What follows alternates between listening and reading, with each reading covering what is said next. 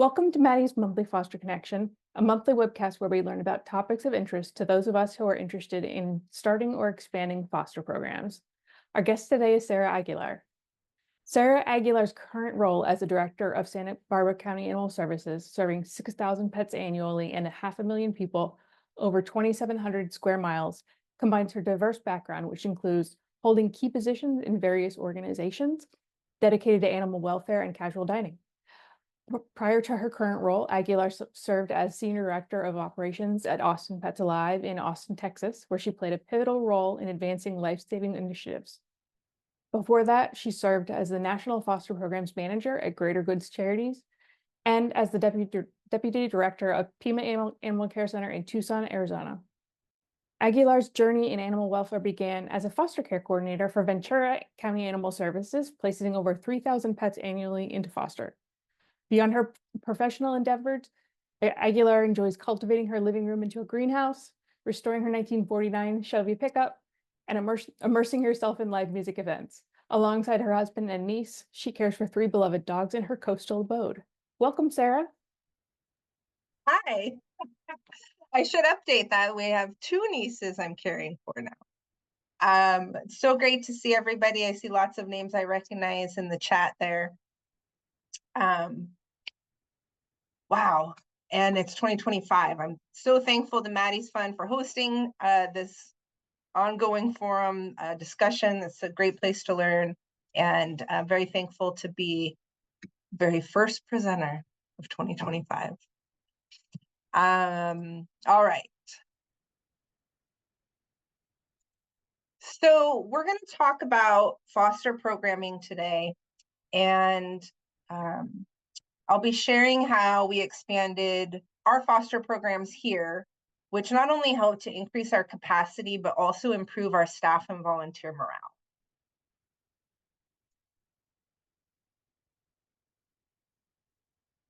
All right, so we're going to talk about the challenges we had before foster programs really grew. We're going to talk about doggy day trips and kitten fostering specifically. Going to talk a little bit about data and impact, and then our next steps, and have some Q&A. So when we first, I came to Santa Barbara County a little over 2 years ago. And when I first got here, we were like half full. It felt like I showed up and the community was like, great, here's a bunch of animals. Because within about 30 days, we hit our capacity and we started to have some overcrowding issues. Everybody knows overcrowding just places additional stress on the animals in our care, as well as our staff and volunteers who are trying to keep up and take care of them and make sure everybody has what they need. About a year and a half ago, we had so many cats in our building that they were in pop-up crates and kennels in our lobbies because we didn't have anywhere else to put them. Animal stress, which I just mentioned. So when you have more animals, you have these longer shelter stays, and that leads to increased stress.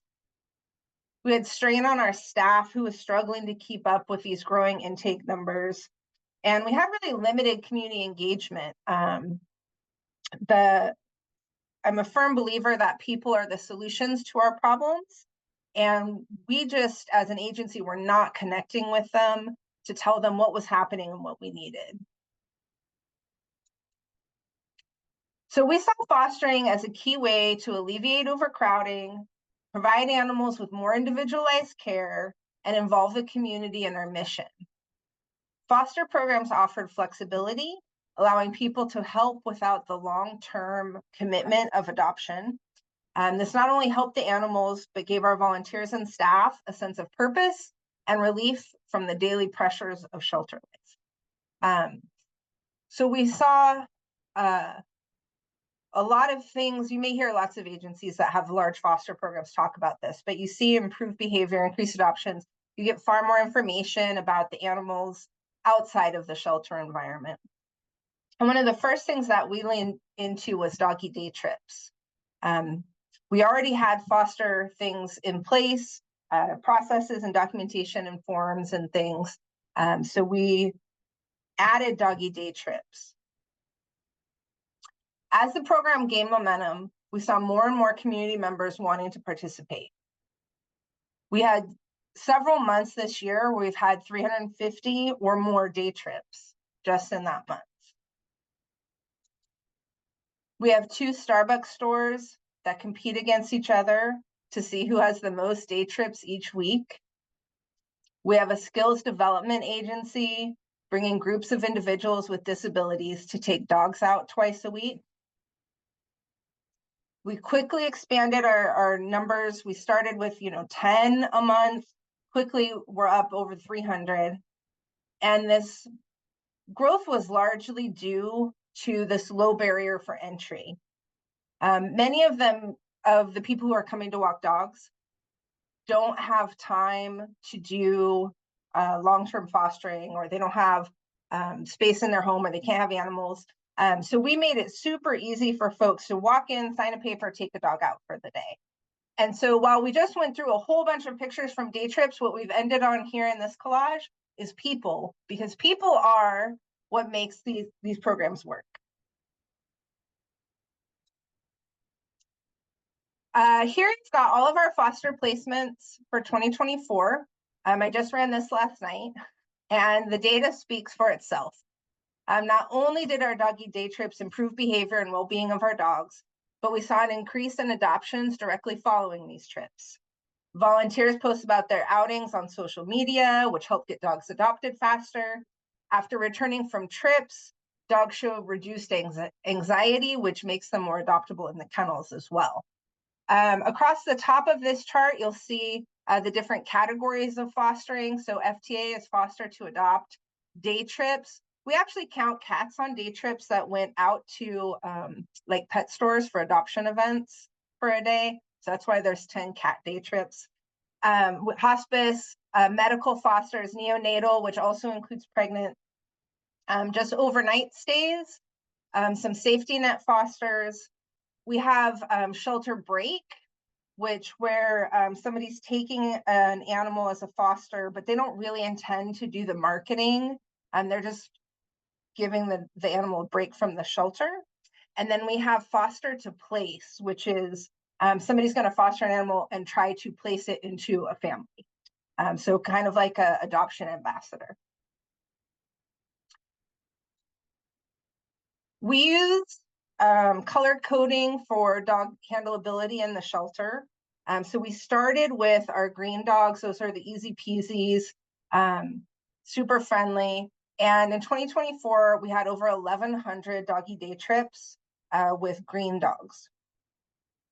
Blue dogs for us tend to be very friendly, but they are strong. They could be jumpy. They could be really pull a lot on when they're walking. They may have a little bit of reactivity, but mostly it's because they're excited to go meet another dog versus any kind of like defensive or offensive aggression. So we had almost 1,800 blue dog day trips. And then for me, the thing that really tells me how well this program is working is our yellow and red dogs. So yellow dogs tend to, in our shelter, tend to be either very scared, shy, timid, or they're nippy. And then red dogs are really hard to handle in the shelter environment. They may be super reactive. They may be redirection risk. There's something about them that you have to be extra cautious about. And so when we're picking the dogs to go out on day trips, we're doing this based on their behavior out of the shelter, not their behavior in the shelter. I'm sure there's going to be some questions about picking red dogs to go on these day trips. But they're mostly going for the intent of trying to get them adopted. And another data chart. This is the outcomes of the animals, the dogs that went on day trips in 2024. So 84 of the dogs that have gone on day trips are still in care. Most of those would be animals, dogs that came in the month of December that are still with us. 364 adoptions, including 4 red dogs and 24 yellow. So giving people an opportunity to see a dog outside of the shelter, for a dog to be noticed by community, to be marketed, to be able to share on social media or be able to share when we're doing adoption counseling, that this is how this dog behaves out in the community versus what you're seeing here in the shelter is really impactful. 9 of the dogs that went on day trips had negative outcomes, non-live outcomes. A couple were sick. I think we had 1 had cancer, and then there was a couple behavior things. 7 dogs that went on day trips were returned to their owners. 32 were transferred. And so a total of almost 500 different individual dogs were made up the group that went on all of those day trips this year. So day trips also helped us to build and grow our volunteer program. So through the increased engagement, the flexible participation, and word of mouth growth, we saw this 300 and some 50% increase in day trips over prior year. We've also seen our volunteer hours increase to over 2,000 a month. And that's separate than the day trips. So who do we see doing this? Who are the people that are showing up? A large portion of the folks that do day trips with Santa Barbara County are college students. We've got a university, a city college, and a technical school. So for different sororities, fraternities, classes, and majors, they're required to do different community service hours. And so we have lots of college students. We have college students that come and get dogs during finals week to just hang out on the couch with them and provide some emotional support. We have folks that come and tell us that they miss their dog at home. And so being able to come take a dog out for a few hours helps them as well. I already mentioned Starbucks. So we have Starbucks employees. There's a group called VTC, which does some physical rehabilitation and special skills. They show up with groups twice a week. We've had gym members come, like CrossFit gym as a class, they'll come. County employees, we've encouraged to come and participate as well. Our public health department administrative building has a big hill behind it, and a lot of the employees will go walk that hill during their lunch. And so we're working on getting dogs over there for them to walk for lunch. We also use day trips for people who are interested in volunteering and haven't gone through the orientation yet or finished paperwork, or they're waiting for a training session. You can certainly do a dog day trip without all of that. And then also potential adopters. We use day trips as an opportunity for people to spend some time with an animal that they might be considering outside of the shelter. Next, I'm going to talk about fostering kittens. So kitten fostering was the main type of fostering we had at Santa Barbara County when I started here. And partially, I think, because of COVID response and cutting back on surgeries and TNRs and things in 2020, we just saw a boom in kittens coming in. And in 2023, we placed over 1,500 kittens in the foster homes. And remember, the total number of animals we take in is about 6,000. So this is a huge chunk of our population. I only have 1/3 of one staff member for my foster program. I do not have a full-time foster coordinator. My foster coordinator also runs my volunteer program and our rescue transfers. And so we had to figure out how to engage and empower volunteers to take on key roles and support this system. So we stopped giving people stacks of paper to fill out. We stopped asking people about their landlord or their job or their veterinary history. We created online forms that automatically email our volunteer foster team. And those forms really only consist of contact information. They're not an application or they're not used for filtering people out. We made it super easy for folks to be involved in our foster program. Our whole staff is trained on bottle feeding and stimulating kittens, and any one of our team members can do an on-the-spot training for a kitten finder so that they can foster and take those kittens back home. We started we call it a pinch list for when we're in a pinch. Kitten fosters who are not expecting to foster longer than like 3 days. Typically, it's one night while we look for a longer term placement. And I would say that one of the key pieces to the program's growth, not just kittens, but our dog fosters, everything, is that you don't have to have the foster coordinator in order to put a pet into foster. Any team member can do it. Our front desk, our kennel staff, our clinic staff, anybody can place an animal into foster. So we see immediate benefits in these programs with adoptions and animal well-being. And across the country, shelters are reporting shorter length of stay for dogs that do day trips. Like at Casey Pet Project, the length of stay for day trip dogs is like a full week shorter than dogs that don't go on day trips. Kittens that go to foster are able to receive round-the-clock individualized care and attention, and it's just impossible within our shelter. There's lots of other fostering that we're not specifically talking about here that I'm sure will come up, but talking about behavioral fostering or animals who are suffering in the shelter environment or not being seen, all of those other types of foster that we showed in the charts.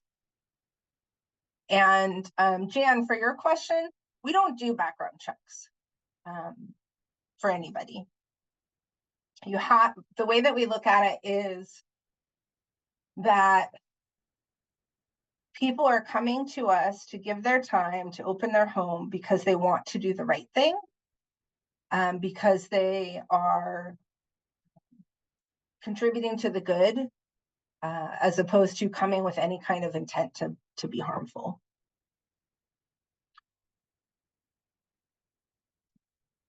So we talked a little bit before about who participates in day trips, but this picture here shows one of our Adopt Me vests and a dog that's out and a social media post. And so one of the things I'll talk a little bit more about here in a second is the extra marketing that we get from getting dogs out in the community and getting them in the hands of other community members that are not just shelter staff. So I thought a lot about why the foster program's working here.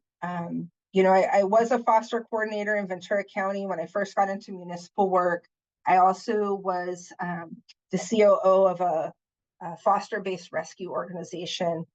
And I really had to think about like, why are we doing this successfully? And what are some of the things that I think prevent other agencies from growing their foster programs so quickly? And number one is that our staff believes in the program. When they first started doing foster stuff, I had a lot of pushback, especially about day trips. It was a lot of extra work. People hadn't seen the benefits yet. And as soon as people started to see the benefits, they started to really encourage it. And one of those is that it's way easier to clean when all the dogs are out. It's way easier to make sure that kittens are thriving when they're not in a shelter environment. There's so many things. And so we talk about the benefits, we talk about the good things that have happened from the program, and our staff absolutely believes in it. Another thing is we do the conversation-based adoptions and matchmaking. And so when people come in looking to take a dog for a day trip or to foster, our shelter staff that knows the animals is doing that same counseling. Where are you going today? What's your experience? What are you wanting to do? Have you ever, what's your skill level? Like let's match you up with somebody. If you're going to go sit on the couch, I'm not going to send you with a dog that wants to go on a 3-mile hike. If you're going to go hiking, I'm not going to send you with a old couch potato, right? So doing that same process with everyone that's walking in. And there's times when we have a line of people before we open. So our community knows that they got to show up right at 10 when we open to get a dog. We're super transparent about behavior, history, the things that we know. We talk to people about, hey, you might see this behavior, you might see this jumping. Are you comfortable with that? Here's how you handle it. The marketing has been wildly successful. Again, I'll talk about that here in just a minute. Another really big piece is that county administration, the board of supervisors, the county CEO, the public health department director and leadership all believe in our foster program. They've seen the successes. They've walked through shelters in other areas of California that are overcrowded, and then they walk through our shelter, and most days we have open kennels. And we've got as many animals in foster as we have in the shelter. So they understand it, they believe in it, they see it. It's very flexible. Fostering, anybody can foster for any length of time and any reason. If you have a few hours, if you have a weekend, if you have spring break, if you have 6 months, we'll find you a match. We're very flexible for that. And we have very low barriers to participate. As we were just saying, we don't have background checks. I'm not doing home checks. You just show up. We do take a copy of ID that's required by our county. And then we have forms you fill out, and that's it.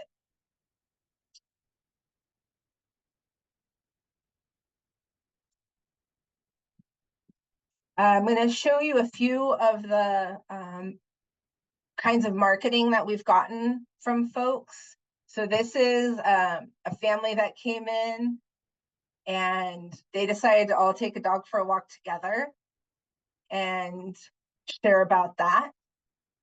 We've had fosters tell us that participating in foster program has been life-changing, that it helps them cope with being away from families, that it's given them a sense of purpose or helped them deal with their own personal challenges they're having. Families participate as a way to bond and spend time together, and students take dogs out as just kind of a break from school. The program is not without its challenges. We sometimes run out of eligible dogs for day trips. We struggle keeping all of the supplies cleaned and stocked and available and organized for all of the foster programming. I feel like at least once a month we're purging and reorganizing foster supplies. We have communications challenges. We operate 3 shelters. I have volunteer foster support team. We have all of our staff involved in some way or another. So keeping all of that information and any process changes and just communicating all of that is a challenge. We have user error in our data tracking. We've had struggles getting feedback from fosters, day trips or otherwise. We found that for the matchmaking, which would be the same for adoption counseling as well, if we have staff that goes and helps out in another shelter, they struggle to do that matchmaking because they don't know the animals in that shelter. So the staff has to know the animals in your care, or they have to have that information readily available. We have staffing challenges. I think last weekend I had 14 people out on the same day. My entire staff is 35. So staffing problems. We have tech challenges. I don't have an in-house or in-department IT person. So I have to rely on either HLP or carve out some time myself, or somewhere in the list of 5,000 projects that our IT team has for somebody to help us make things more efficient and use technology. And then, of course, you have situations where animals will pass away or need to be euthanized for something happening. And so that is a little bit, it's a little bit tougher when you've got people who have invested their personal time in their house, etc. So some of the things that we've done to overcome some of those challenges is we've created better systems for tracking our foster placements. We've recruited more volunteers to participate in management and support of the program. We learned to be flexible and pivot quickly if a foster situation didn't work out. We have monthly meetings with our volunteers and with fosters. We provide them feedback surveys, and we encourage them to be honest and transparent, because we can't make something better if we don't know it's broken. And a lot of times I'll hear from staff or from volunteers, oh, we thought you knew this. And so we have to constantly remind them, like, we don't know all the things. So we need you to tell us if something's not working right or if something's a problem. The community has been wildly important in the success of our program. We've partnered with local businesses to spread the word. I'm seeing a huge increase in our social media traffic as more students and community members participate and share information on social media. And all of these partnerships have helped us to raise funds, recruit more volunteers, and even find permanent homes for many of the animals. This right here is one of our nonprofit partners, Care for Paws, and we operate a pet food pantry, and they'll do food drives for us, or in conjunction with us for food to hand out during those. This is just one example of one of our volunteers who is reaching different people through social media than we would reach. We don't have a PIO or a communications marketing person, so volunteers are primarily running our social media, and volunteers on their own social media are amplifying this message, and as I had just said, reaching different people than we would on our regular. So we get tagged in more social media posts than we could ever generate on our own. And so next step, some of the things that we have planned for this next year, this year we're in right now, I guess, is to enhance our communication, use more technology to manage and automate a lot of the work, and real-time updates. And I just realized I have double numbers on these. So you have 1, 2, 3 and 1, 2, 3. So in some real-time updates are tied in very closely with the technology integration, and getting some systems that enable us to provide updates immediately. Our long-term vision is fostering will continue to be a core component of the work that we're doing. I don't foresee any time in the future where we've got less than half of our population in foster. We continue to go all in on this program as a way to handle a lot of the different challenges we have. We're going to begin expanding our focus on medical and behavioral needs that require extra care. We have already started doing that some, and continuing to explain to our administration, our peers, and our community how crucial fostering is in saving the lives of the animals in our care. The foster program expanded very quickly, and as I kind of briefly mentioned, it was a little bit of a challenge. We had a lot of pushback, and some things that we learned as an organization and as a team is that flexibility is crucial. What you might see working for us might not work for you, but fostering itself has so much just built-in flexibility in it. It's important to pick the parts that will work for your agency and be easy, and just start with those as you gain support and grow. Community engagement is absolutely key. Getting our community to believe that they are part of the solution encourages them to want to help, and using data to drive your decision making. Ensure that your programs are effective and scalable. I know there's 8 questions already in Q&A, so we'll jump into that. I'm super excited to talk about fostering. Talk about fostering all day long. So I guess Awesome. we'll get to some questions, huh, Kelly?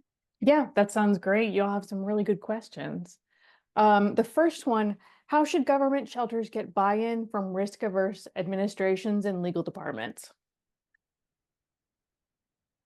I had a little bit of a challenge myself. I will explain to y'all. When I started here, we already had a foster program in place. We already had foster forms and paperwork and things that had been reviewed. So I encourage you to start with that. Make sure your legal team or your risk management team are involved in that. And so we just ran with it. We said, we already have this stuff, we're just going to use it more. And a lot of the departments in our county didn't know what we were doing. They'd heard about foster, they'd seen something, but they don't spend a lot of time focused on animal services issues unless we're a problem. And so all of a sudden, one day I had a meeting with like the director of risk management. And he starts with this slideshow showing me all of the incidents that were reported and had occurred, and how it's this concerning trend. And I started crying, and I was like, you don't have any idea what we're doing. Like, you're coming. I said, I know exactly what the entire rest of your presentation is going to be. I know, because I know all the incidents that happen, all the minor things. And I said, but what you don't know is why. So let me tell you why. We went from 50 fosters a year to 1,500. We went from no day trips to, I think the first year we had like 800 or something. We went like, you're not asking the right questions. You're just coming to me with this information. So I think that's a misstep on my part. And I would encourage people to, as your foster program's going, share the information, share the number of uneventful foster things that are occurring. Because if they don't know, and they just all of a sudden they're like, oh my God, you had 20 reported incidents, but you didn't have any before, what's going on? Like, they just see that and they get caught off guard and get protective and defensive also. So be proactive in communicating and reaching out to them and asking them how they're feeling as you're building the program, as you're building the forms. So I'm lucky that they got it, but totally misstepped that in the beginning. No worries. I put a link to a document that's basically a summary of the evidence for foster programs, research that shows that it is beneficial for pets and people. So just in case anybody can use it. Yeah, and I Um, think too, it's really important that they understand the most dangerous thing that we do is isolate animals in kennels for 23 hours a day. That is by far the most dangerous thing that we do as a field. And the less time that you can do that, the safer you are. Absolutely. Next question is, you have great metrics. Can you describe a policy or strategy change based on these metrics? Well, you know, we've done, I can't say that I've got any policies that have changed. We're continuing to use the foster forms and the way that was in place when I got here. We have, as I mentioned, we have encouraged all of our team members to be involved in the foster process and not just saying like, oh, you got to wait for the foster coordinator. You have to talk to the foster coordinator. Foster coordinator is the only one that can do that. So that's not necessarily a policy change, but it's definitely an operational change. The biggest thing, which also isn't policy, is I'm going to be leveraging a lot of this data in the next probably 3 months as we go into budget hearings and talking about why we need additional staff for supporting the foster program, which also isn't a policy change, but definitely is going to be a big ask. Absolutely. How do you prepare people for the dog's behavior and needs? Are they allowed to interact with own pets or go to dog parks? Yeah, so our foster agreement says specifically like keep dogs isolated for 2 weeks and don't go to dog parks and no off leash time, no off leash anywhere, and no unsupervised time in your backyard. And there's a whole list of here's rules, right? I'm not going to anybody's house and enforcing them. We talked to them during that matchmaking process about what are you planning to do? If somebody says, oh, I'm going to take this dog home to hang out with my dog, we're going to very carefully make sure that we get them a dog that has lots of great playgroup notes and low reactivity and no history that might present challenges.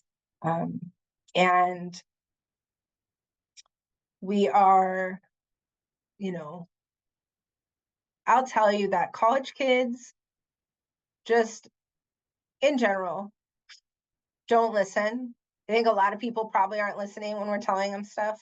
But we get reports all the time of like, oh, there was this dog just running around the dorms, or 3 different student groups like took dogs for day trips. They all were in the same dorm and all the dogs were just playing together. And so like we have to be sort of cognizant of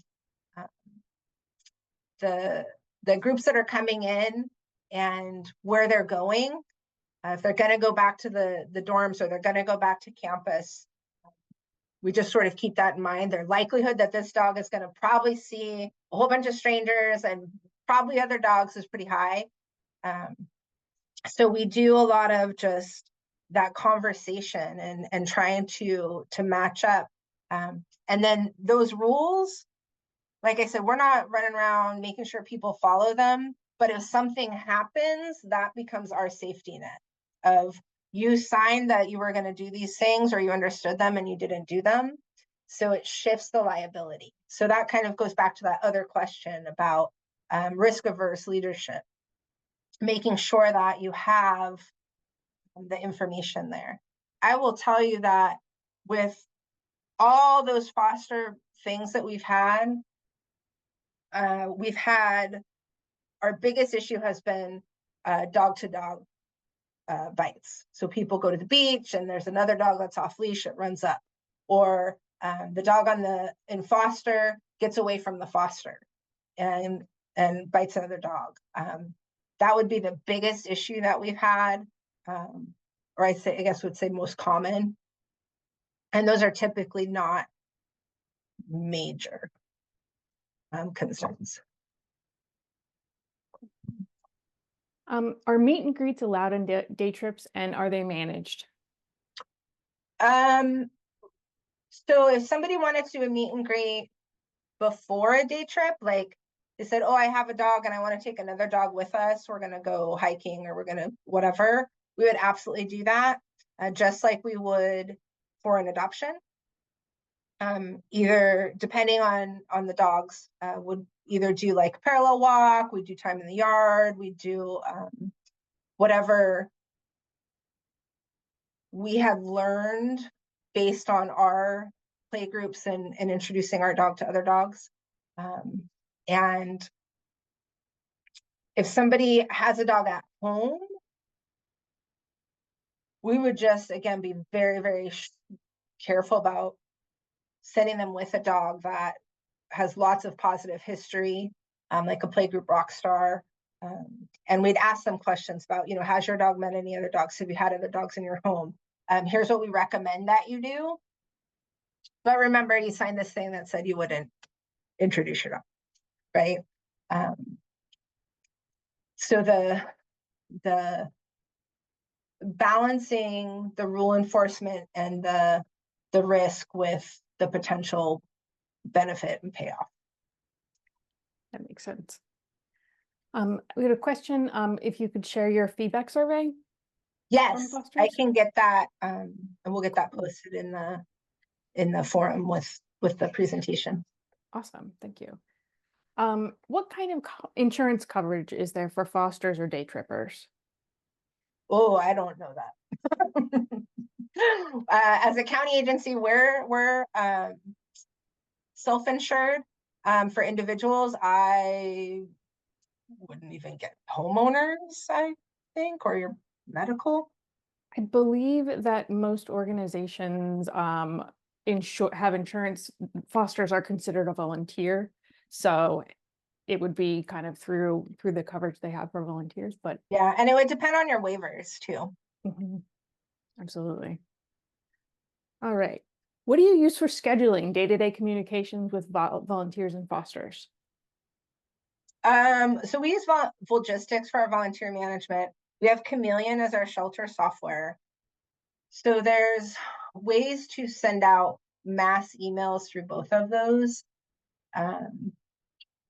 Not all of our fosters are in Volgistics, and we're not tracking foster hours consistently at this time.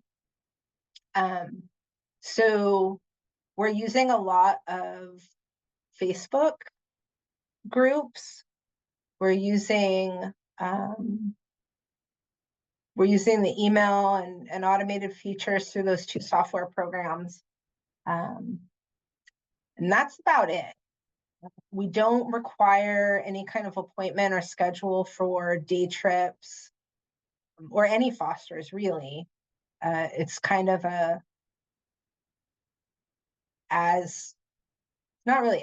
kittens are like as needed. We're reaching out to fosters pretty much individually. And for dogs, it's mostly just come in and on your schedule when we're open, and either day trip or meet some dogs who you might want to take home. Thank you. Do you think a foster portal would be useful for short-term outings in addition to the regular foster placements? Yes. I think any technology that makes this work easier is better. I do know over the years we've had a lot of attempts at foster support technology that has either fallen to the side or didn't work how it was supposed to, or actually made things harder. So I'm very excited, Chris, for you to figure that out. Me too.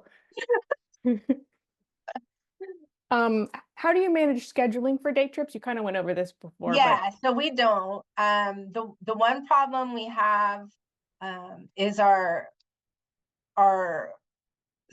one of our smaller shelters has the most day trips, and so regularly there's about 40 dogs there, and I would say 25 to 30 of them can typically go on day trips. And so we saw this just last month as we approached like the end of the semester.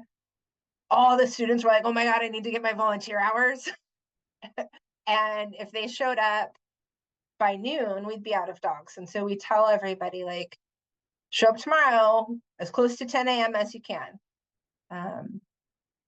And we had to sort of adjust internally how we were managing this, because you could have 2 staff spending all day just matching and sending dogs out and then bringing them back in and putting them back in the kennels. And so we had to make some adjustments, because I only have 3 staff total in the shelter most days, and figure out how to streamline the process in the morning, get everybody there first thing, and then streamline that process of communicating to them and making sure they have all the forms, and having them come into the office one at a time, because it's this little bit tiny office and you'd have like 60 people crammed in there. And so a little bit of just the physical flow of things had to be adjusted, but we still haven't needed to do any kind of scheduling, which has been really great. cool. Next question, you kind of already answered it, but the second part is something kind of that's one of your specialties. So what software is your foster program using primarily, but are you using your shelter management software for foster management as well?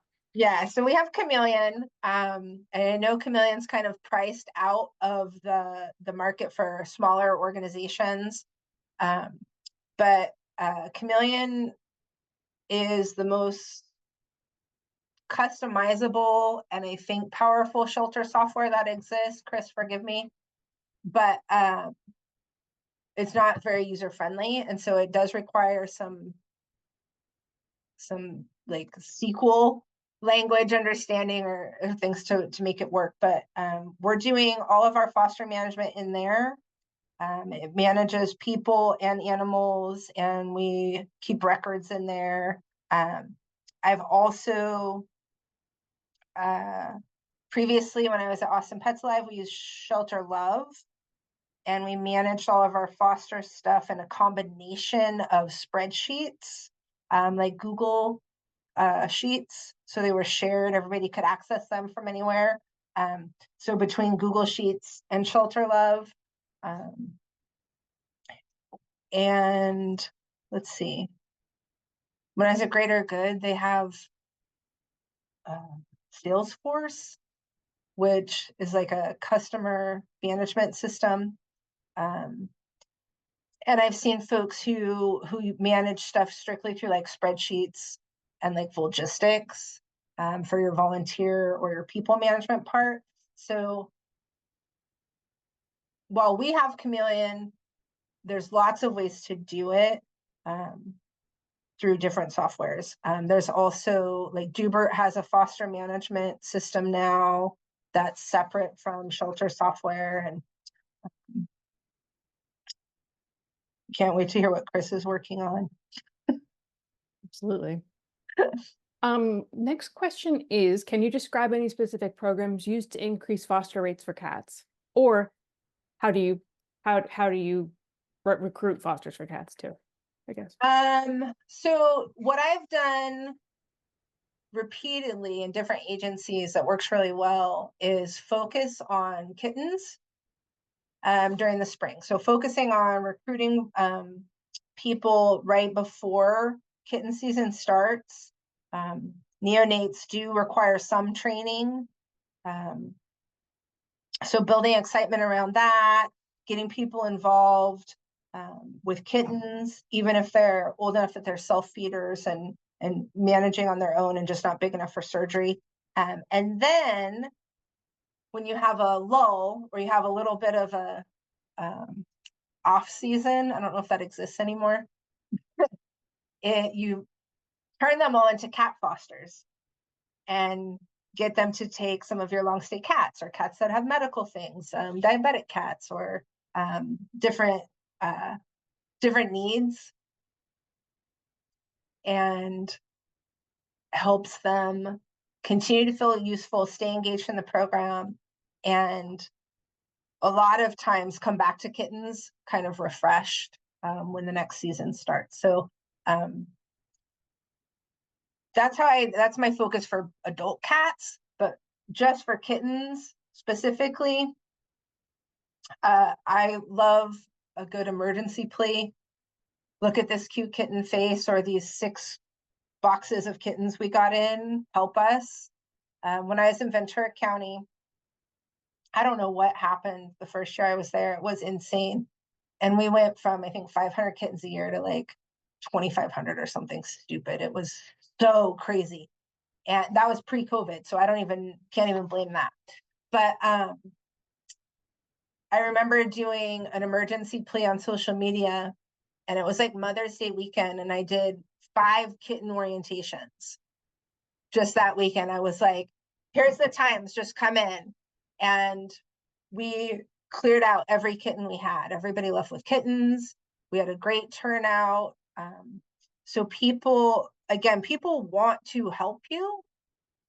You just have to get that message to them. And now you've got Nextdoor, you've got Ring, you've got, or whatever it's called, Neighborhood by Ring or something. You've got all the regular social medias, like reach out to your news, reach out to TV. TV loves kittens.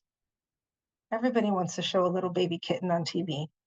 And just make it easy when you do that. What are you actually asking people to do? Are you asking them to fill out an online form, wait a week, sign up for a training, go to a class, whatever? Or do you want them to show up at your shelter like now when we're open, and we'll show you what you need to get kittens? Just figure out, what are you actually asking and how easy it is for people. Awesome. How do you balance the community coming in to adopt and the pet they're looking to meet is out on a day trip? Because we have a lot. We take for day trips, we have everybody's contact information. So we'll occasionally we'll call and just say, hey, I've got somebody that's interested in meeting. If you head back, when could we expect you? A lot of folks aren't taking a dog on a day trip and going 4 hours away. They're going 15 minutes away or 30 minutes away.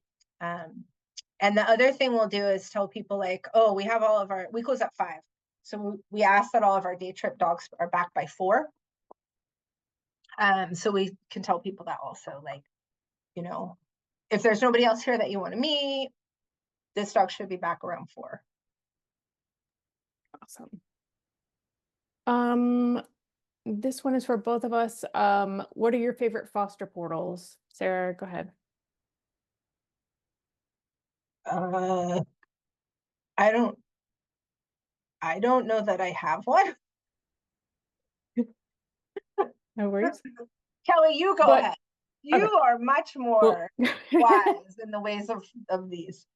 I love foster portals. I love all of them, but I really love the one that y'all did at Pima Animal Care Center. It is a really comprehensive list. And I will put some links in the chat in a moment.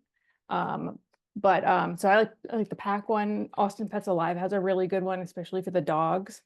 They just have a lot of information in there that can be helpful. Casey Pet Project. And if I find anything else, I'll stick it in the chat. Yeah, I don't even think we have one here. I feel like I talked to Rachel about maybe they, I don't know. Okay. Would you be willing to offer the foster forms for others to analyze and or use as templates? Absolutely. Thank you. Um,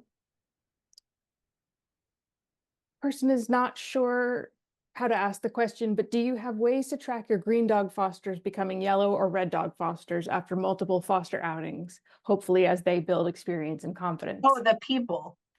I was like, well, hopefully the dogs are going the opposite direction. Yes, the people.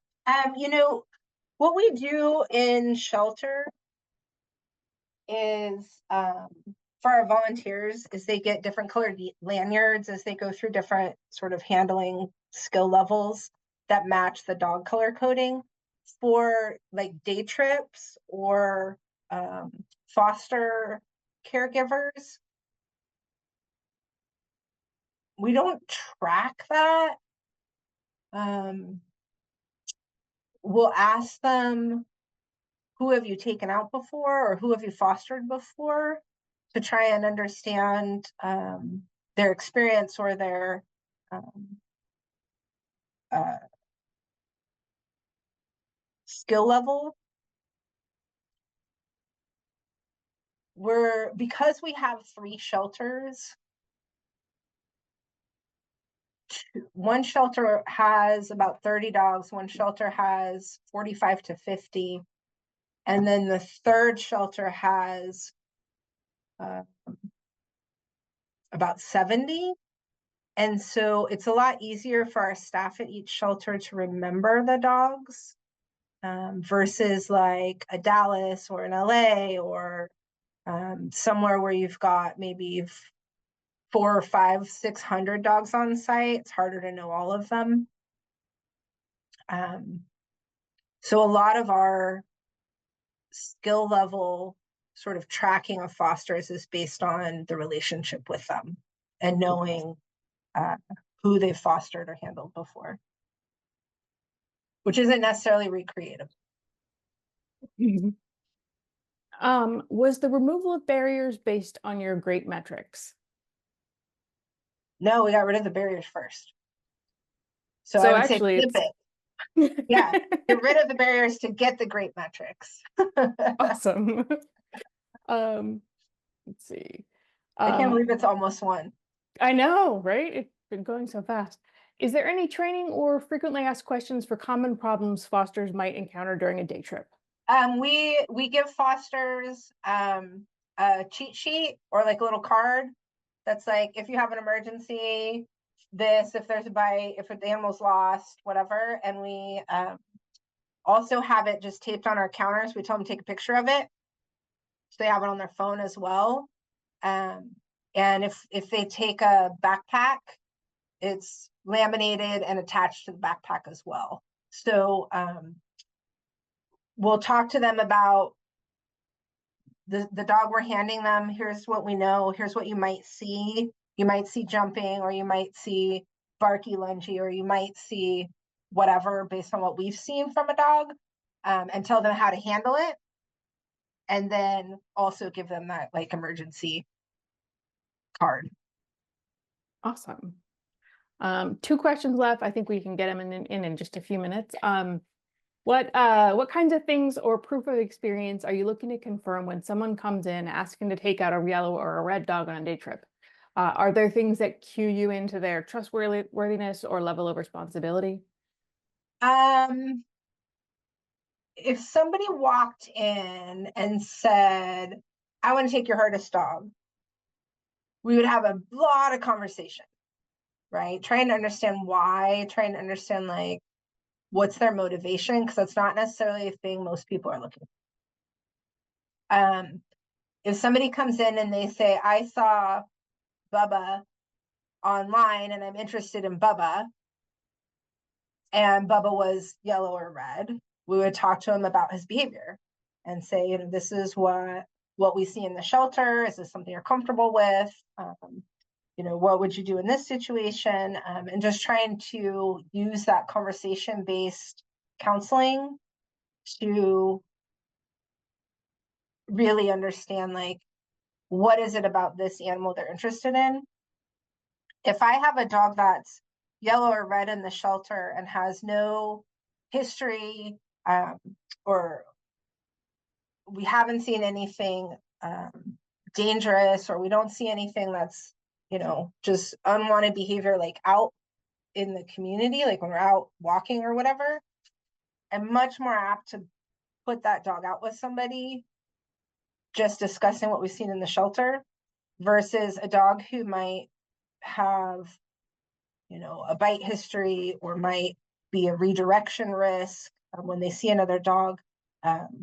Those are less likely to go out on a day trip, because those behaviors are just more risky. So really understanding, like, why is that person want to take a yellow or a red dog? Is it a specific dog? Is it because they just want to do something hard? Is like, I don't, trying to understand that. That makes sense. And yes, Ellie, you can use my presentation.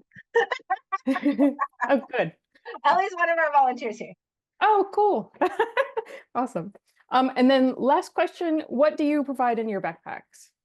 Day trip backpacks, not everybody takes them, but we put a bottle of water, and we just refill bottles of water, not necessarily new bottles of water, and we just tell people, like, this is not for people.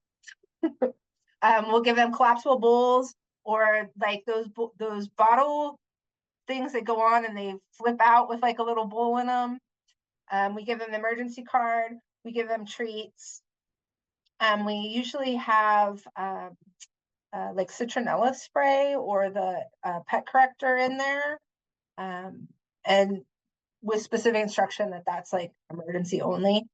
What else? We put whistles in them. We put Adopt Me vests, typically go on the dog. I think that's it. They're pretty light. You don't want them like jam-packed full of stuff. That makes sense. Whew. Cool. All right. Thank you so much, Sarah. And thanks to all of you who are watching today's webcast.